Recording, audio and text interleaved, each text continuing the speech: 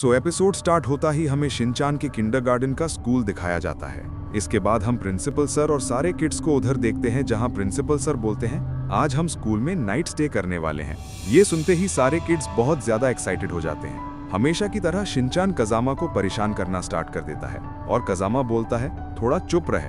तभी कजामा को फील होता है कि मसाओ जैसा कोई बच्चा उसके पीछे से वॉक करके गया है, लेकिन मसाओ तो उसके साइड में ही स्टैंडिंग था। तो कजामा सोचता है शायद उसको गलतफहमी हुई होगी।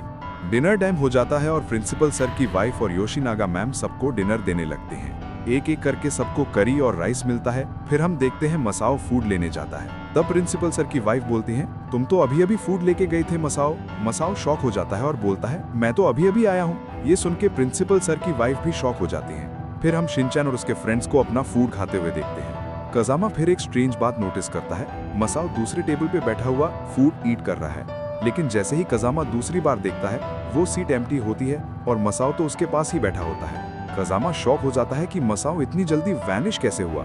फिर योशिनागा मैम सबको क्लासरूम बुलाती हैं आइसक्रीम के लिए। बच्चे एक एक करके आइसक्रीम ले रहे होते हैं। कजामा नोटिस करता है कि बोचान के पीछे एक और बोचान आइसक्रीम ईट कर रहा है। कजामा तुरंत चेक करने जाता है लेकिन उधर कोई नहीं होता।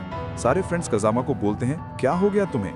कैमरा एंगल चेंज होता है और कजामा के पीछे एक वियर्ड सी नैने अपीयर होती है।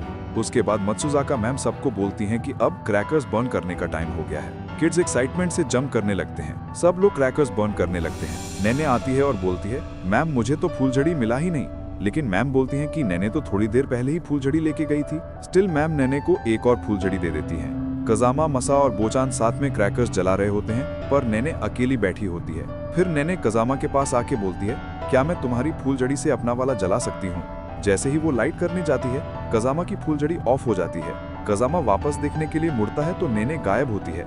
कजामा सोचता है कि उसके साथ आज इतने स्ट्रेंज मोमेंट्स क्यों हो रहे हैं। फिर कजामा अपने बैग की ढूंढ रहा होता है और उसे की मिसिंग मिलती है। तभी हम देखते हैं कजामा के पीछे एक कजामा जैसा ही बच्चा खड़ा होता है, एक डुप्लीकेट। योशिनागा मैम आती है और बोलती है मैं की ढूंढ के देती हूँ। स्ट्रेंज ये कि कोई भी उस डुप्लीकेट को नहीं देख पाता। नाइट टाइम हो जाता है और सब स्लीपिंग एरिया में शिफ्ट हो जाते हैं। शिनचैन कजामा के साइड में ही लाई करता है। कजामा सो नहीं पाता क्योंकि उसके दिमाग में वो सारे पैरानॉर्मल सीन्स चल रहे होते हैं। फिर सब पिलो फाइट स्टार्ट कर देते हैं। कजामा, मसाओ, बोचान और इवन नैने भी फाइट में ज्वाइन हो जाती है। सब लोग बहुत एंजॉय करते हैं। फिर सब सो जाते हैं। Suddenly full moon clouds cover हो जाता है और मूनलाइट सीधा कजामा पर पड़ती है। कजामा को एक स्केरी ड्रीम आता है। वो जागता है तो देखता है एक साइड में शिनचैन सोया है। वो दूसरी साइड टर्न होता है तो उधर भी शिनचैन सोया होता है। कजामा लिटरली फ्रीज हो जाता है। उसको फील होता है कि मसाओ का डुप्लीकेट, बोचान का डुप्लीकेट, नैने का डुप्लीकेट सब सच था।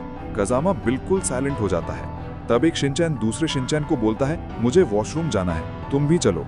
और दोनों वॉशरूम की तरफ जाते हैं। कजामा और ज्यादा फ्रीक आउट हो जाता है। वो भागने की ट्राई करता है लेकिन वो दो शिनचैन उसको पकड़ लेते हैं और वॉशरूम ले जाते हैं। वॉशरूम में कजामा हैंड वॉश करता है। तभी एक शिनचैन उसके पीछे खड़ा होता है और बोलता है कजामा जल्दी करो।